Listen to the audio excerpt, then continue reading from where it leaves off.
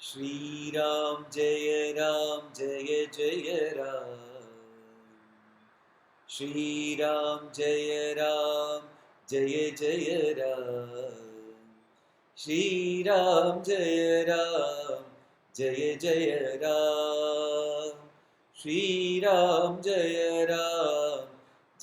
जय राम। श्री राम जय जय राम। श्री राम जय जय राम। श्री राम जय जय राम। श्री राम जय जय राम। जय राम। जय सिया राम। बोली सियावर रामचंद्र की जय। साथ में 3 बार ओंकार कहेंगे। ओ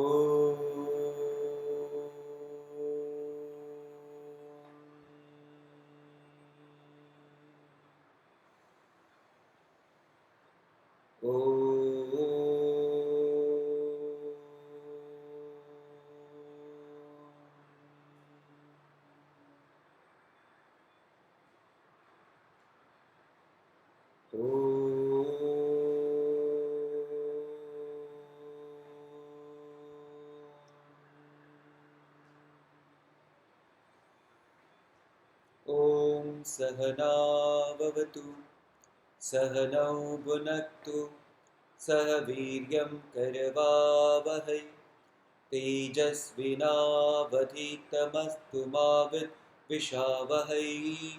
ओम शांति शांति शांति। ओम श्री गणेशाय नमः। ओम श्री सरस्वत्यै नमः। ओम श्री गुरुभ्यो नमः। ओम समस्त जन कल्याणे निरतं करुणामयं नमामि चिन्मयं देवं सद्गुरुं ब्रह्म विद्वरम्। ओम सच्चिदानंद रूपाय विश्वोत्पत्त्यादिहेतवे तापत्रय विनाशाय श्रीकृष्णाय वयं नुमः। हरिः ओम। ओम दक्षिणे लक्ष्मणो यस्य वामे तु जनकात्मजा पुरतोर्मारुतिर्यस्य तं वन्दे रघुनन्दनं। हरिः ओम।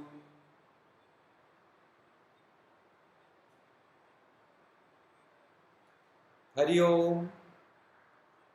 आप सभी का आज के इस रामचरितमानस सत्संग में बहुत बहुत स्वागत है।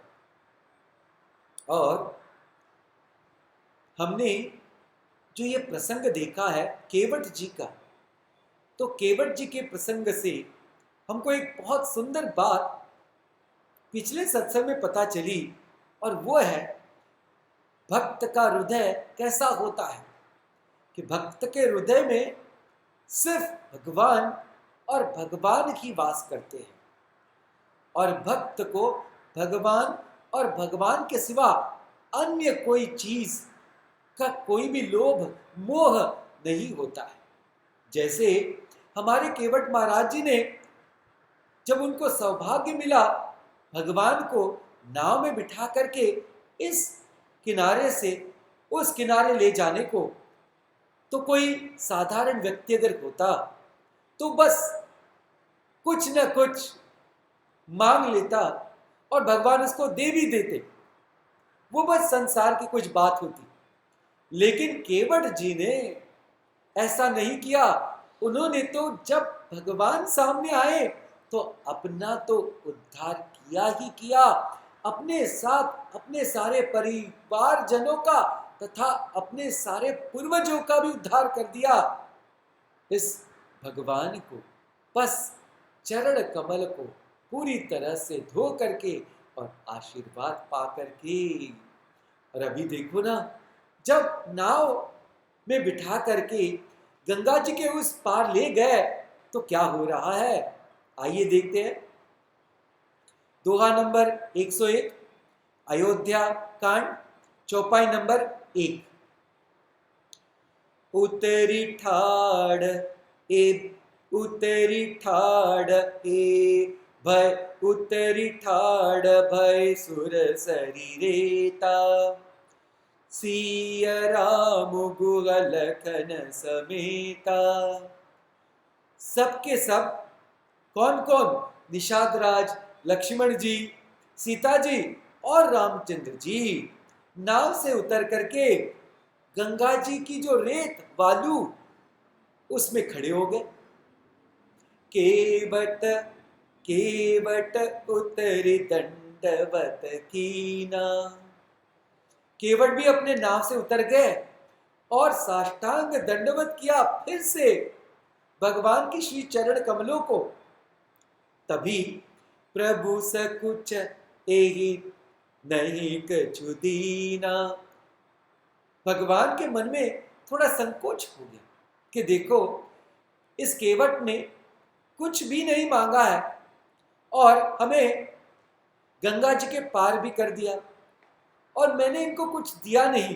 तो ये बात थोड़ी संकोच, इस बात का प्रभु के मन में ऐसे विचार आया। तब क्या कहते हैं? पियहिया की सिय जान निहारी मनि मुदरी मन मुदित उतारी। ऐसे क्षण में जब श्री राम जी के मन में ऐसा विचार प्रकट हुआ तो तुरंत ही सीता जी को पता चला। तो आप देखिए भक्त का हृदय कैसे होता है कि हमेशा हमेशा बस भगवान के ही हृदय से जुड़ा होता है उस भक्त का हृदय। जैसे सीता जी ने तुरंत पहचान लिया कि प्रभु क्या चाहते हैं, तब उन्होंने मनि मुदरी मन मुदित उतारी अपनी बहुत सुंदर ऐसी अंगूठी निकाली।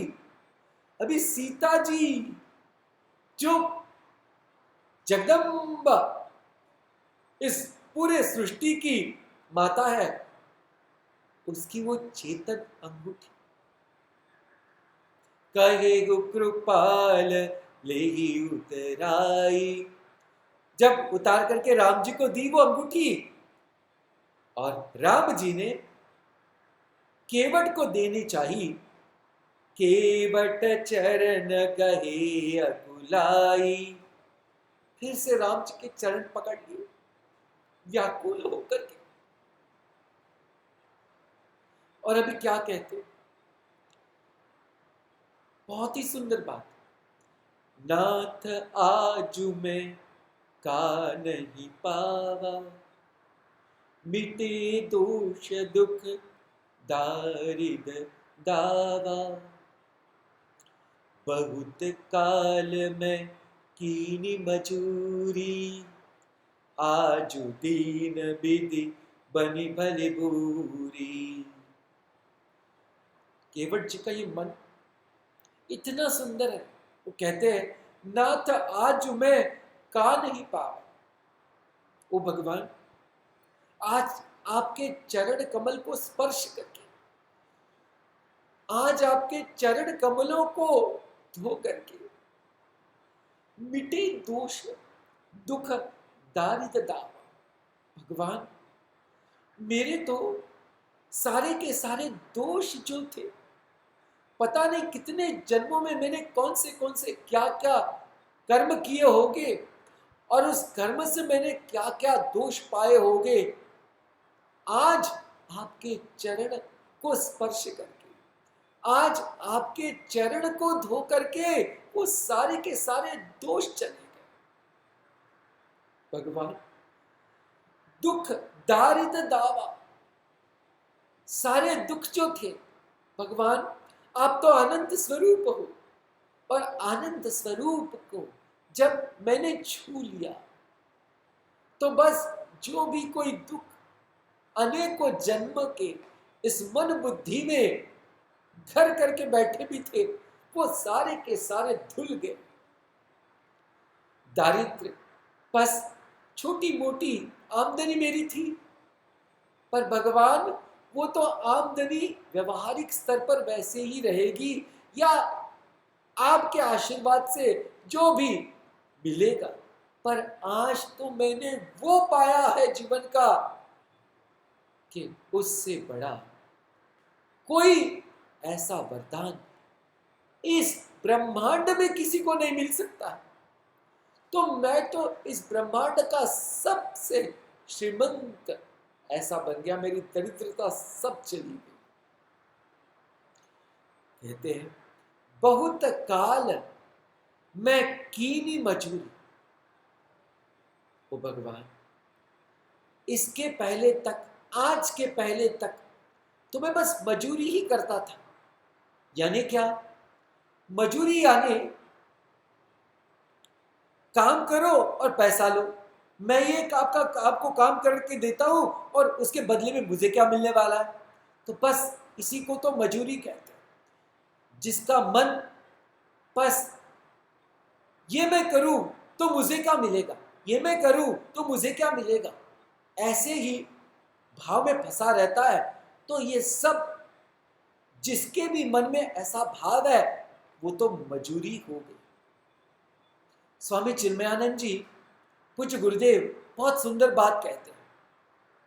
वो कहते हैं कि अगर कंपनी का सीईओ अगर है और वो सिर्फ अपना काम स्वार्थ बुद्धि से करता है ताकि मुझे बहुत बड़ी आमदनी हो, मैं और मेरे घर वाले सुखी रहे, बहुत भोग विलास हो, तो बोले ऐसा व्यक्ति वो सीईओ होकर भी लेबरर है, मजूर ही है।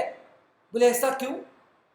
बोले वो ऐसा इसलिए कि वो मजूर भी क्या करता है, वो मजदूर जो होता है वो भी रास्ते पर बोरियां उठाता है और उसके बदले में वो आमदनी चाहता है, और वो जो करता है सिर्फ अपने आप के लिए करता है और थोड़ा अपने परिवार के लिए बस। तो पूज्य गुरुदेव कहते हैं कि कर्म तो दोनों ने भी किया, कर्म के पीछे का भाव भी दोनों का स्वार्थ ही है। तो बोले फिर वो बड़े सिर्फ कुर्सी पर बैठ कर के बड़ा आदमी नहीं हो सकता है, वो भी सूट बूट पहना हुआ मजदूर ही है। ये बहुत बड़ी सीख है हम सबको कि अगर हम जीवन में सिर्फ स्वार्थ भाव से ही काम करते रहते हैं तो फिर हमारा जीवन एक मजदूर का ही जीवन है। तो इन्होंने, केवट जी ने भी क्या कहा कि भगवान आज तक तो वही किया है, पर आज दीन विधि बनी भली पूरी, आज तो परमात्मा आपने मुझे ऐसी मजदूरी दी है कि मैं इस संसार का सबसे सौभाग्यवान ऐसे व्यक्ति अपने आप को मानता हूं। तो ये कब? जबकि अपने इस मन और बुद्धि में ये स्वार्थ भाव अगर न रहे और हमारा मन हमेशा भगवान के श्री चरणों में रहकर हम भगवान के लिए अगर काम करें, तब जाकर के हम जो कर्म करेंगे वो हमारी पूजा होगी। और अगर हम सिर्फ स्वार्थ कर्म करेंगे तो वो सिर्फ मजदूरी होगी। तो कितनी बड़ी सीख हम सबको एक केवट के प्रसंग से मिली है। आगे कहते हैं अब कछु नाथन चाहिए मोरे। देखिए इनका मन, केवट जी भगवान जी को कह रहे हैं नाथ अभी मुझे कुछ नहीं चाहिए। देखो केवट जी ने भगवान जी को पहचान लिया कि इस जीवन का जो भी आधार है वो है प्रभु। इस जीवन के जो भी नियंता है वो है प्रभु। तो जब प्रभु ही मिल गए तो और अन्य चीज और क्या चाहिए? कहते हैं दीन दयाल अनुग्रह तोरे। भगवान, आपकी कृपा से मैं सहज और सच ही बोल रहा हूं कि आप मुझे कुछ भी नहीं चाहिए, लेकिन अगर आप मुझे देना ही चाहते हो तो और एक विनती है मेरी। आह, क्या विनती है जी? फिरती बार मुई जो देवा, जो आप वापस आओगे आपका वनवास पूरा करके, सो प्रसादु में सिर धरी लेबा। कि जब आप वापस आओगे तब मेरी ही नाव में आप बैठना और मैं ही आपको गंगा जी के उस पार ले जाऊंगा, और तब आप मुझे जो देना चाहोगे तब मैं स्वीकार करूंगा। इस बार भी मांगा तो क्या मांगा, बस प्रभु का सहवास, बस प्रभु की कृपा और प्रभु का आशीर्वाद, और कुछ नहीं मांगा। लेकिन इस केवट की बुद्धि को मानना पड़ेगा कि उसने प्रभु को ऐसे विनती की है कि कोई भी सहज स्वीकार कर लेगा। बोले बस आप हमारे नाव में वापस आते वक्त बैठ जाना, और फिर तब आप जो भी चाहे तब मैं स्वीकार करूंगा। यानी फिर से एक बार दर्शन होंगे, फिर से एक बार भगवान की कृपा उन पर बरसेगी। जिस भगवान के एक बार नाम लेने से भव सागर पार हो जाता है, उसके दर्शन से भाई कौन, शब्द नहीं है हमारे पास कि उनके दर्शन से अपना तो जीवन पावन होता ही है, और जैसे तुलसीदास जी ने कहा, सारे पितरों का भी जीवन पूरी तरह से पवित्र हो जाता है। अभी देखिए क्या सुंदर बात कहते हैं, दोहा नंबर 102। बहुत कीन प्रभु लखन सिया, नहीं कछु के बटुले, विदा कीन करुणा यतन, भगति विमल बरुदे। सियावर रामचंद्र की जय, पवन सुत हनुमान की जय, उमापति महादेव की जय। बोलो भाई सब संतन की जय, सद्गुरुनाथ महाराज की जय। बहुत कीन प्रभु लखन सिया, नहीं कछु केवट ली। श्री राम जी ने समझाने की बहुत कोशिश की, लखन भैया ने केवट जी को समझाने की बहुत कोशिश की कि हे केवट महाराज, तुमने इतना बड़ा अच्छा काम किया है तो आपको देना चाहते हैं श्री राम जी, तो आप ले लो। फिर सीता जी ने भी उनको विनती की कि केवट भैया, आप श्री राम जी आपको कुछ भेंट देना चाहते हैं, वो आप ले लो। नहीं कुछ केवट ले, कुछ भी पदार्थ रूप में केवट ने ना लिया। देखो, अगर कोई कमजोर दिल का या जिसकी भक्ति अगर कच्ची होती, तो तीनों ने अगर विनती की होती तो शायद उसका दिल कमजोर हो करके वो ले लेता। लेकिन ये केवट जो है वो तो भक्ति में परिपूर्ण है। उसको पता है कि इस बार अगर मैं पदार्थ रूपी कोई चीज ले लूं तो ये दर्शन जो परम परमात्मा के मुझे मिले हैं उसका मोल लेना हो जाएगा।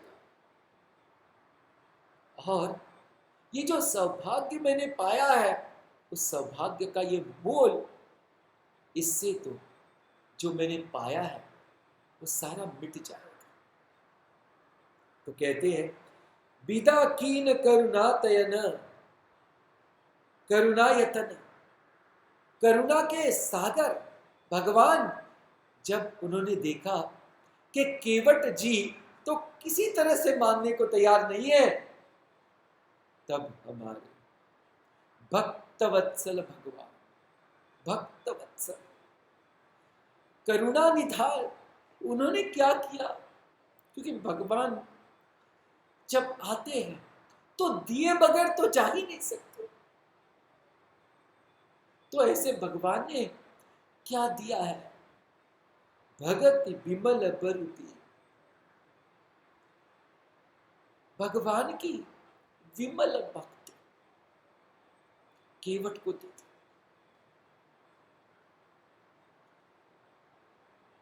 अनेकों जन्म की तपस्या के बाद, अनेक कठोर साधना के बाद, कभी तो एक को भगवान की उस भक्ति का रसपान करने का सौभाग्य मिलता है, और वो केवट को मिल गया। परम सौभाग्य उसका, परम सौभाग्य कि भगवान ने अपनी भक्ति दी थी। भगवान कहते हैं कि देखो, जब माता शबरी ने उनको पूछा कि भगवान मेरे पास तो देने के लिए आपको कुछ है ही नहीं, तो तब भगवान ने शबरी माता को कहा कि आपने जो प्रेम से बेर खिलाए, मैं तो एक ही नाता जानता हूं, और वो नाता है प्रेम का। प्रेम के सिवा मैं कुछ जानता ही नहीं। भगवत गीता में भी भगवान ने कहा है, पत्रम पुष्पम फलम तोयम यो मे भक्त्या प्रयच्छति तदहं भक्ति उपवृतम अश्नामि प्रयतात्मनः।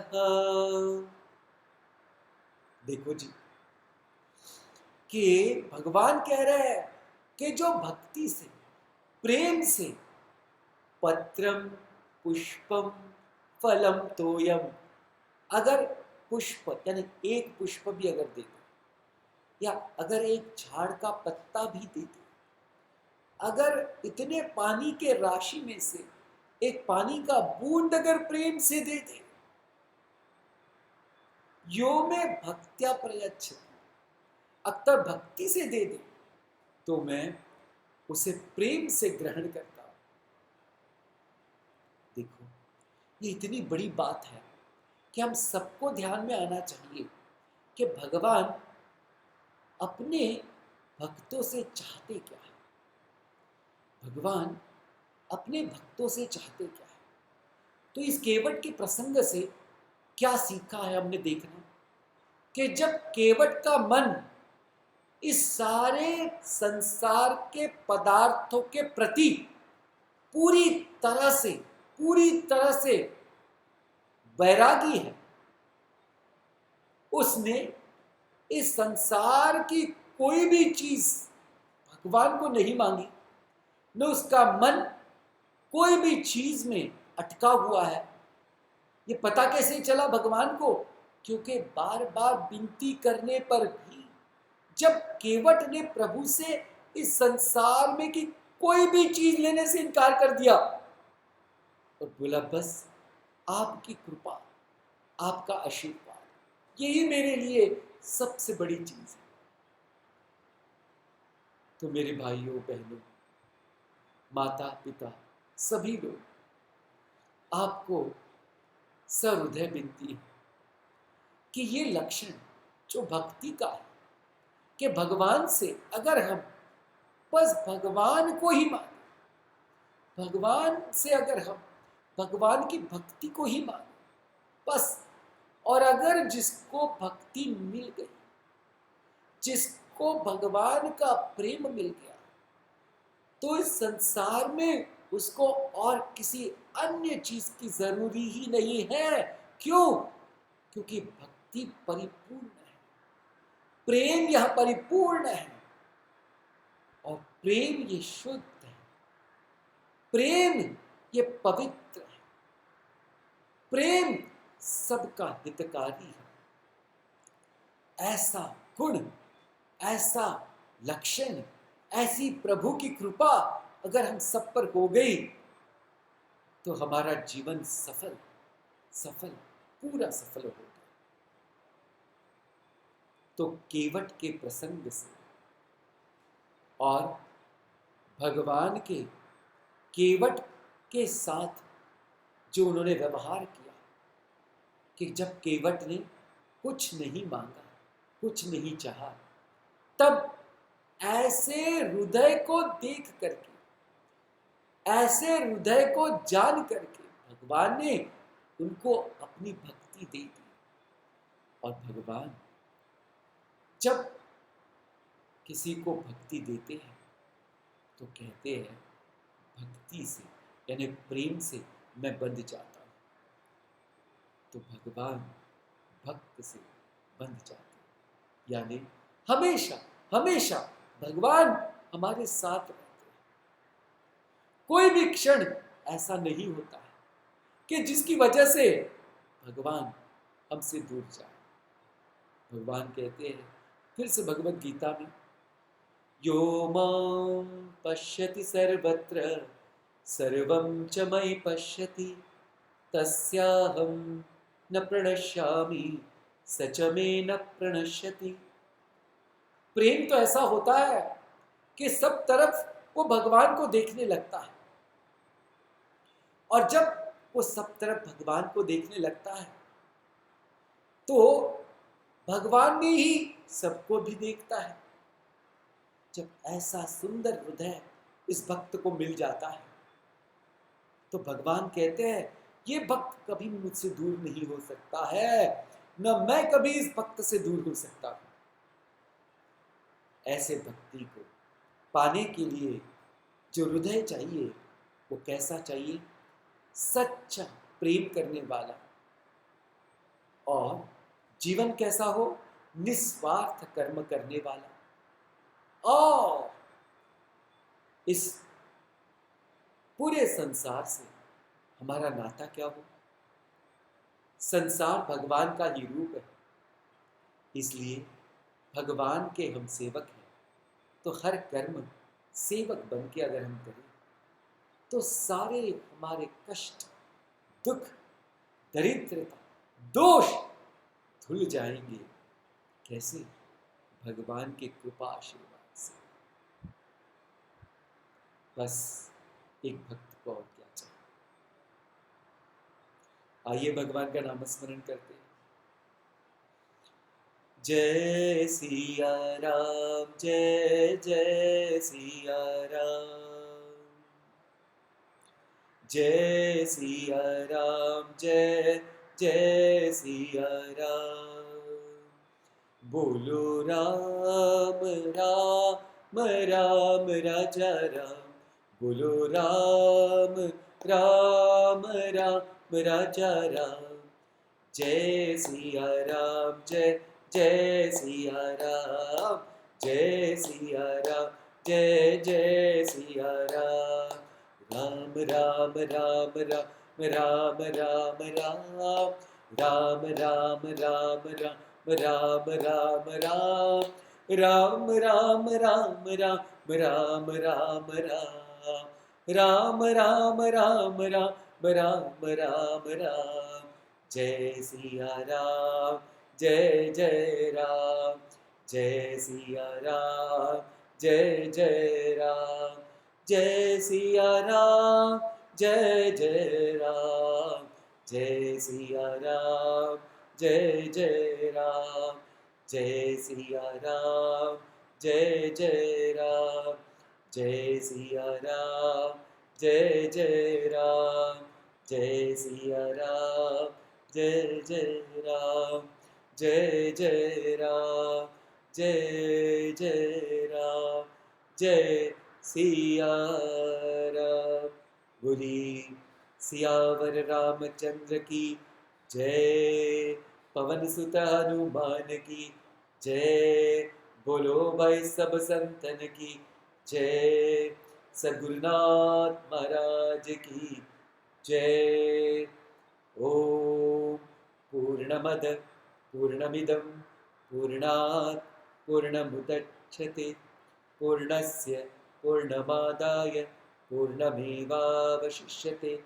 ओम शांति शांति शांति। हरि ओम। श्री गुरुभ्यो नमः। हरि ओम। जय श्री राम। आप सभी का बहुत बहुत धन्यवाद जो आप सब लोग मिलकर हम ये सुंदर केवट जी का प्रसंग इसकी चर्चा कर सके। ये सत्संग में हम भक्ति का सुंदर लक्षण जान सके और भगवान की कृपा के लिए अपने तहे दिल से इस भक्ति से हम प्रयत्न कर सकें ताकि भगवान स्वयं ही अपनी कृपा बरसा करके हम सबको अपनी बीमल भक्ति दे। जय हो।